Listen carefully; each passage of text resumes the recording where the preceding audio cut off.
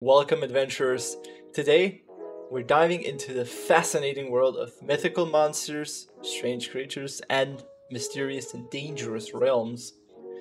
We'll be exploring the infamous Charybdis, the deadly evil centipedes, and the powerful race that dwells in the spirit world, along with some other things related to spirits. Let's get started. In front of me, I have a Charybdis cave. Now, this was just a schematic spawned in because I was in kind of a time rush, so we didn't get to implement this one. The one implemented in the moment is there. It's quite a bit smaller. This is the new version, much prettier. As you can see, it is blockaded off and it's been overgrown with plants, so it does look all pretty and nice. But once you go inside, you will see that it's a perilous cave full of monsters and dangers. And at the end, we have a mysterious artifact that we came here for. Inside the hidden cave lies the Charybdis core, a relic born from the magicules of Valdora. Though dormant at first, this core is far from inert. It's a powerful artifact that sucks in existence points and magicules from any creature that meets its end within a small radius. I'm gonna show that off with a beast gnome. These guys are very cool. As you can see, it's a big medium spirit, quite large. It almost fills out 1/4 of this room, and once I apply Severance Coat and hit it a few times, you will see that the Charybdis core has started taking its magicules, and it will do so from any nearby mobs that die. For the oncoming battle, I've geared myself up with a series of abilities and equipment. First off, we have pure magisteel armor, as well as an elytra, because according to ancient lore, one cannot fly in the presence of a Charybdis. Therefore, I must find alternative ways, so things like magic flight or gravity control will not work. Therefore, I have an elytra, as well as a pure magisteel udachi with something that I will be talking about later, which is slotting. For my abilities, I have spatial domination, which allows me these 4 abilities. Well, first is warp shot, which means that if I throw a projectile somewhere, it will teleport right behind an entity that I'm looking at instead of flying there normally. There's Dimension Ray, which is pretty self-explanatory. It's a ray that flies in one direction and deals a lot of damage by slicing dimensions. Then we also have Dimension Storm, which works the same, and Fault Field, which splits dimensions in order to protect me from any damage. But while this is happening, I also cannot really move that much. Anyways, the second ability I have is a unique skill called Absolute Severance. You've already seen me use this one. Now, the Charybdis does have a lot of regeneration, but since I will be using Severance, that will be blocked off. We have 2 modes, of course, Severance Coat, which applies Severance to my ability, to my sword, to my weapon, or even my hands. And we have the Severance Cutter, which just shoots a projectile in front of me. Then we have Black Flame with a few of its abilities like Black Flame Breath, which obviously does what you would expect it to. A basic Fireball, and Health Flare, which I will show off later.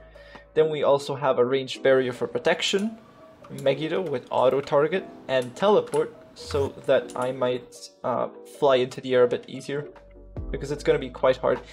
Additionally, I will also have an entity help me, which is Ifrit.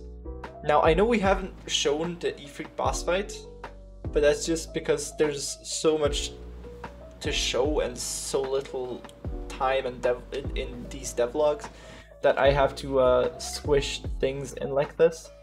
Anyways, I will have Ifrit help me against Charybdis. This setup is designed to help me survive against Charybdis, maybe, hopefully. I am not using infinite regeneration, so I do have these enchanted golden apples with me. I do have self-regen, but it's not as effective, especially not against the high-powered attacks that Charybdis can do. Alright, so now here I have a few beautiful beast gnomes that have definitely just appeared here out of nowhere. And as you can see, the Charybdis core has absorbed all of its potential. I'm gonna spawn in a few more. Usually you would bring stuff here and then kill it yourself, but you know, I'm a lazy guy. Now, as the core accumulates EP up to 100,000 and transitions into an active state, pulsing with ominous energy. At this point, a simple right click, which I hope will work. Yeah! As you can see, it has started pulsing, and in a few seconds, Charybdis will spawn, and I'm gonna be fucked if I stay here. So I gotta get out very quickly. Oh, there it is. There it is. Charybdis. Run, run, run. Like that beam there, yeah. Additionally, there's also a normal bite attack and a body roll, which only happen if you are close enough to it, like in the air. Additionally, it also shoots tempest scales, and it summons these megalodons, which all also attack and work for it. Default field is keeping me alive, just while I talk. There's also this wicked light ray, which, as you can see, deals massive damage and destroys a lot of the land. Now my mission here is to survive somehow, but this looks hard. Alright. Fuck it, we ball. We ball! I erected a barrier, losers. Holy shit, that's son of a... I summoned a fucking Megiddo. Kill them all!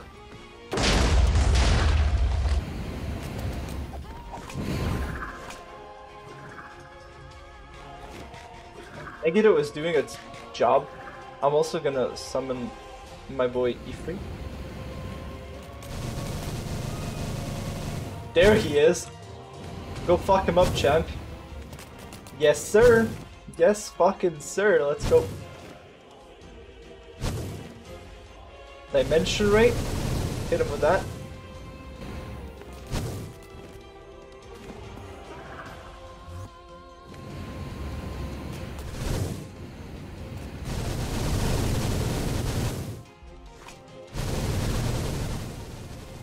Holy shit, did I get pelted away.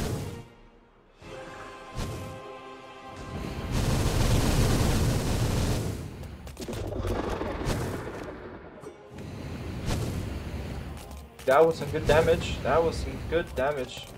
I can't quite reach it with the health flare, which is unfortunate, but I can teleport up.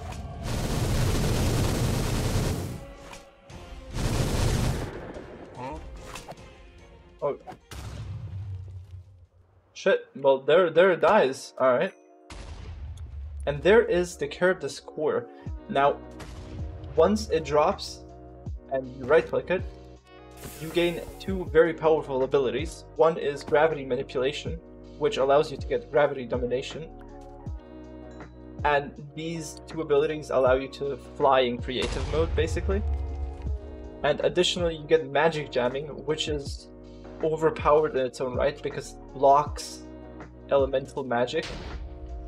And it would have done that against me, except for the fact that I use spiritual magic.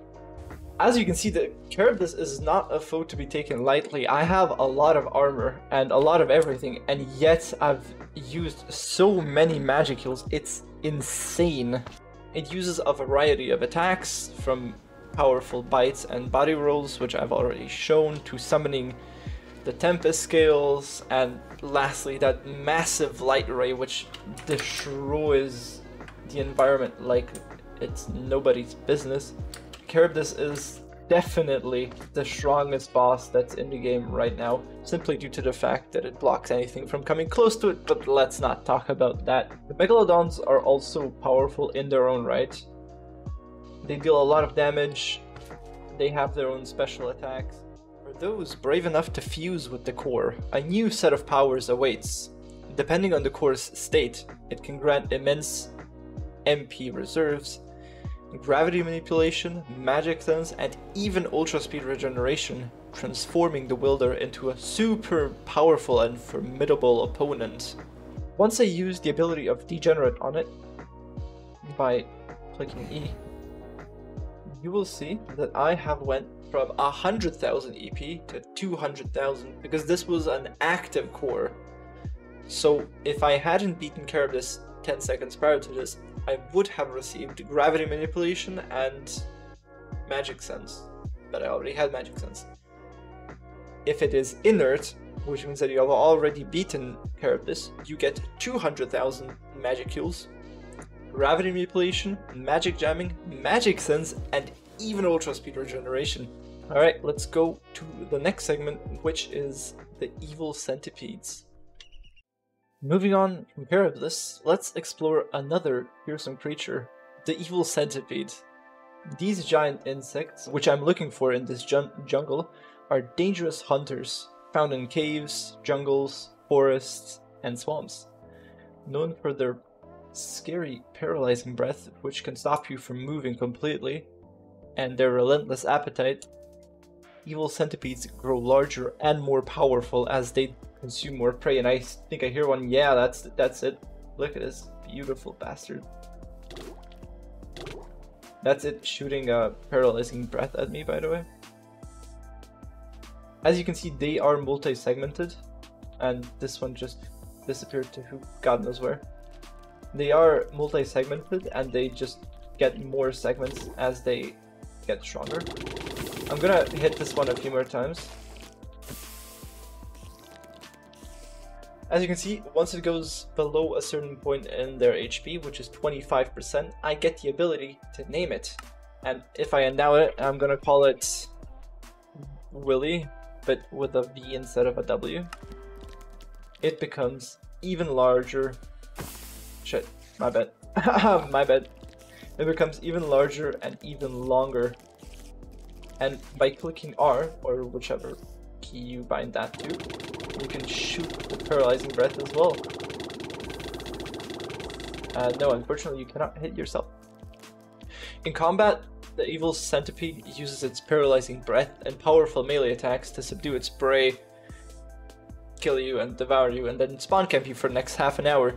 But with skill, determination, and the luck not to spawn inside of a jungle next to one of these, adventurers can bring these beasts to their knees, allowing them to be named and tamed. Next, we journey into the dark and desolate dimension known as Hell, the home of the Deamon Race. This barren world, reminiscent of the End, is filled with lesser demons and other minor spirits, all striving for one goal: to evolve and find a body in the material world. These demons seek out gates to cross into the realm, where they can gain power, influence, and even a name. Now, as you spawn in as a lesser demon, by the way, you are massive, you will think to yourself, as I have already, how am I supposed to get down there? Well, demons, as their race ability, which you get by clicking R, get creative flight here.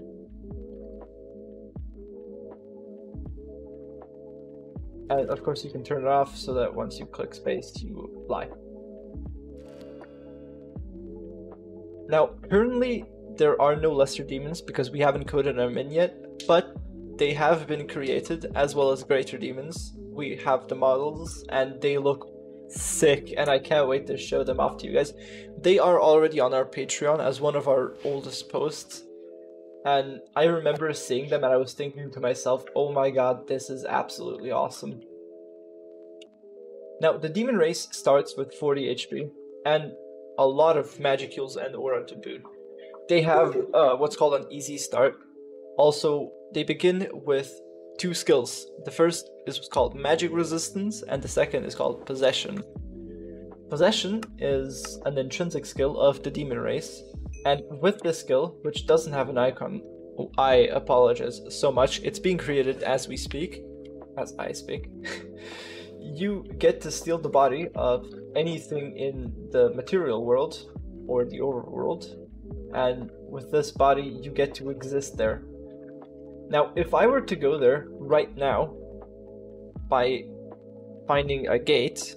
So this is a hell gate, and this is what demons use to get out of hell. It's a massive gargantuan building that spawns inside of the hell dimension, which spawns in a massive portal here, and through that you can get out and go into the overworld. Now, you might be wondering, what do I do in the overworld, Borniuus? Well, a thing to note is that in the overworld, you lose a lot of magic jewels. Now, this might not seem like much, because I have 1,000,000, but it's very, very hard to get to this part, and I, of course, cheated in because I'm lazy. Anyways, in order to obtain a body and to stop losing so many magic jewels, what you have to do is use the intrinsic ability of the Deamon Race, which is possession, on someone that has either 10% of your HP, below 10% of their spiritual HP, or below 25% maximum EP relative to you. Now, I have a lot of magic jewels, so once I click on it, I do gain the ability to take its body. Now, I only have 40 HP. If I get a stronger host, of course, I will get a stronger body. But as you can notice here, I have stopped losing magic jewels. And of course, once you use possession once again, your body gets left here, and it despawns after 5 minutes. You cannot attack anything like this, but you can use skills. And once you go back into the hell world, you stop losing magic jewels and you have your body again. Now it is time to show off the requirements and the race line, of course. The first evolution is Lesser Demon, and it has around 7,000 magic jewels and 40 HP.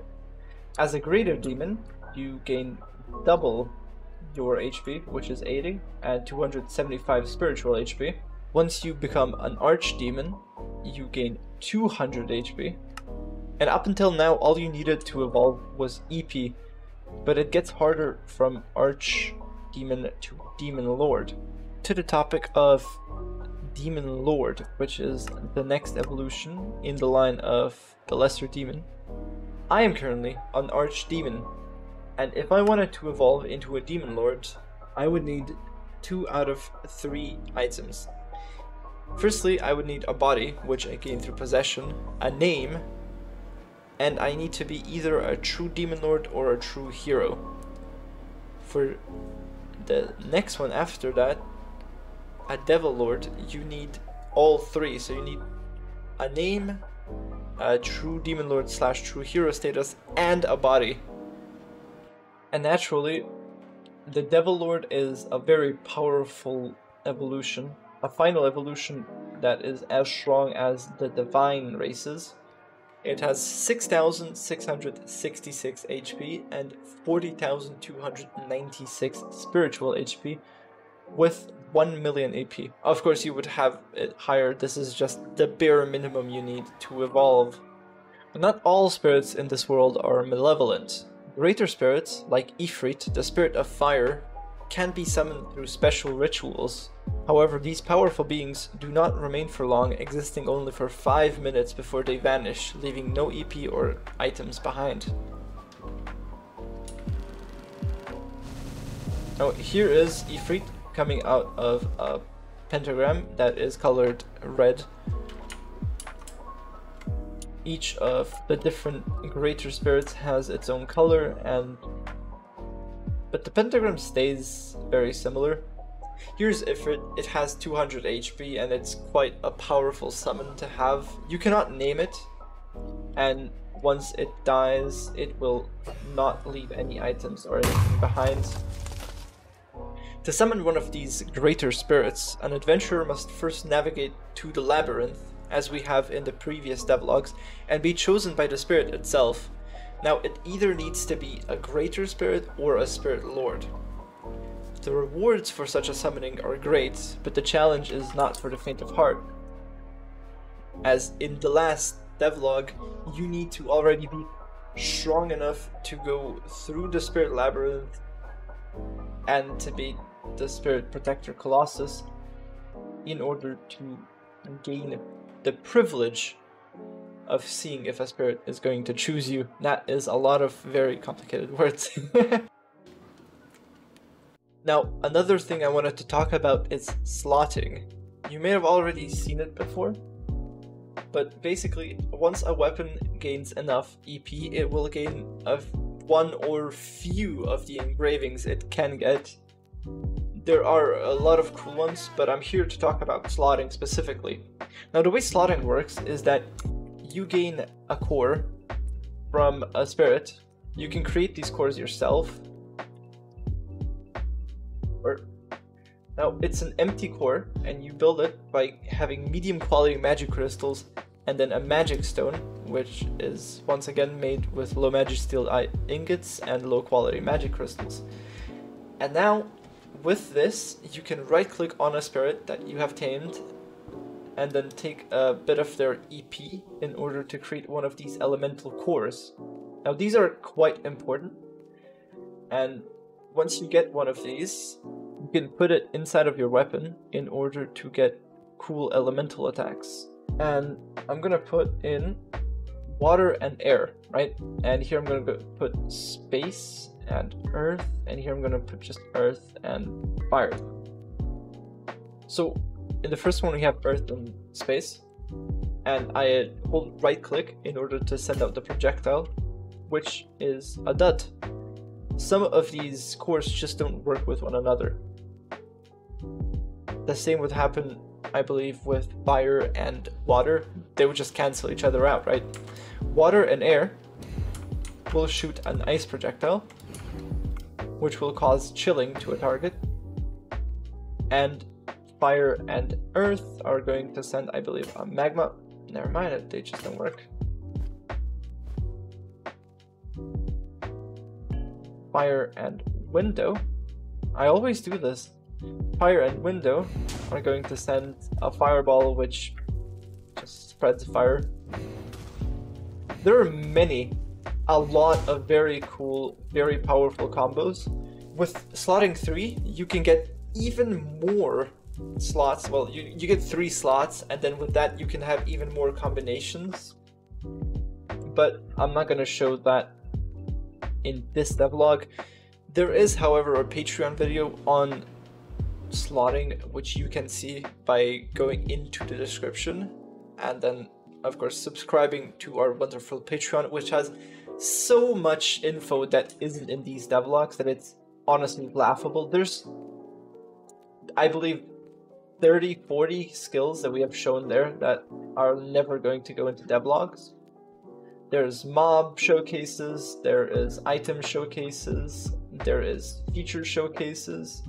Even the last one, the one that drops on the Thursday of 22nd, today for me, there's such a cool feature in it that you might never get to see until, of course, the mod releases. Anyways, that was it for today. Now here comes a scripted text. From the skies to the depths of hell, the world is full of powerful beings and untold dangers. Whether you're facing the wrath of Charybdis, taming an evil centipede, or summoning a greater spirit, each encounter offers its own unique challenges and rewards. If you found this exploration insightful, be sure to like, subscribe, and hit the notification bell, or even better, subscribe to our Patreon to get these showcases weekly for more deep dives into the world of monsters and magic called Tensura Reincarnated. Until next time, stay curious, adventurers. Goodbye.